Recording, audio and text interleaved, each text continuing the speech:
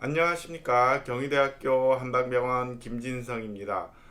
이 시간은 소화가 안 될 때 어떤 음식을 먹어야 하고 식사 습관은 어떻게 유지해야 하는지 소화불량의 음식 조절 방법에 대해서 알아보도록 하겠습니다. 저희 외래에는 소화가 안 돼서 고생하시는 많은 환자분들이 찾아오시는데요. 주로 이제 소화가 안 되는 양상이 다양하게 나타납니다. 첫째는 식사를 조금만 해도 금세 배부르다고 호소하는 경우, 이제 조기 포만감에 해당이 되고요. 또 음식을 먹고 나서 그득한 느낌이 너무 오래 가는 경우, 심한 경우에는 어제 먹은 게 오늘 아침에도 계속 남아있는 것 같다라고 호소하시는 분들도 계세요. 또 다른 한 유형에는 이제 속이 쓰리다, 또 아프다, 또 속에 열 있는 것처럼 화끈거린다 라고 어떤 내장 감각에 민감성을 호소하시는 분들도 있어요. 이들 환자분들은 많은 수가 위 내시경 검사를 받았는데 특별한 이상이 없다고 이렇게 이제 설명을 들은 경우가 대부분입니다. 가벼운 염증 뭐 이런 것들은 이제 누구나 있는 거니까 염증만의 문제가 아니란 얘기겠죠. 이러한 기능성 소화불량이 의심되는 많은 환자분들은 철저하게 음식을 조절하는 것이 필요할 수 있는데요. 이러한 소화불량을 만성적으로 앓고 있는 경우에는 섭취 습관 및 또 음식 종류를 조절하는 것이 기본이 됩니다. 예를 들어서 섭취 습관과 관련해서는 때를 맞추어 먹어야 돼요. 아침, 점심, 저녁 일정한 시간에 섭취하는 것이 필요하겠고요.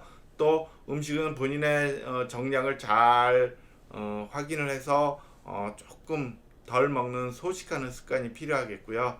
또 음식을 먹을 때는 꼭꼭 씹어서 천천히 먹는 것이 무엇보다 중요합니다.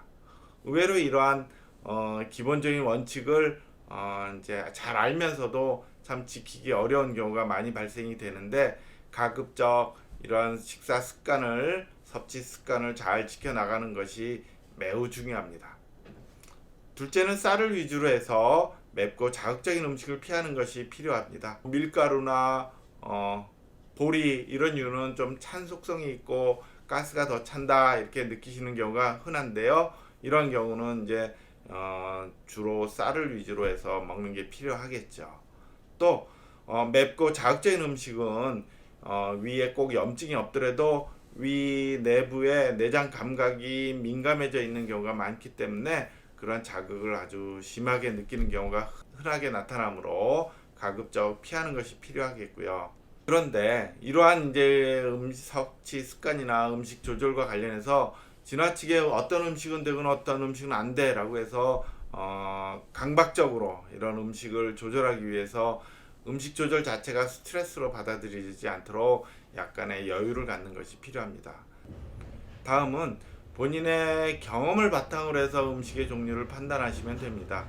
일반적으로는 커피의 카페인이나 또 우유 같은 경우에 가스가 더 차거나 또 뭐 탄산음료가 위벽에 더 자극되는 경우도 흔하긴 하지만, 아침에 일어나서 커피 한 잔 마시면서 기분 전환하는 것이 오히려 더 이득이 되는 경우가 있으므로 적절히 본인이 필요에 따라서 먹어보면서 지나치게 자극이 되지 않으면 한두 잔 정도의 커피를 즐기는 것도 괜찮습니다.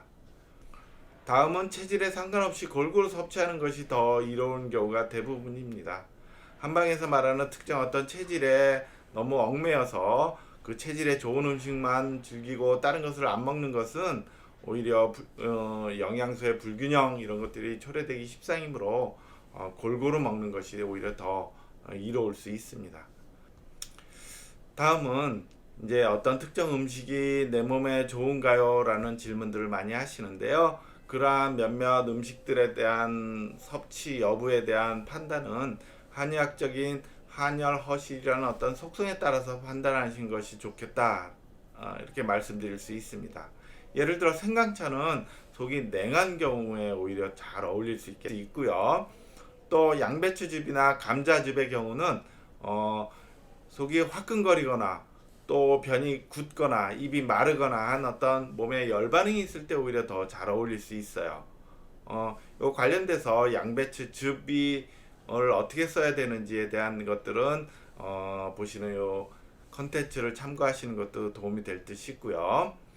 또 마지막으로 마 한방에서는 산약이라는 이제 약재인데요. 이러한 마의 섭취는 변비가 있으면 오히려 피하는 것이 좋을 수 있습니다.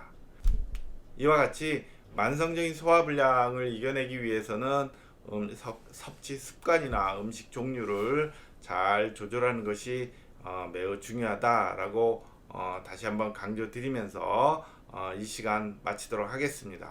감사합니다.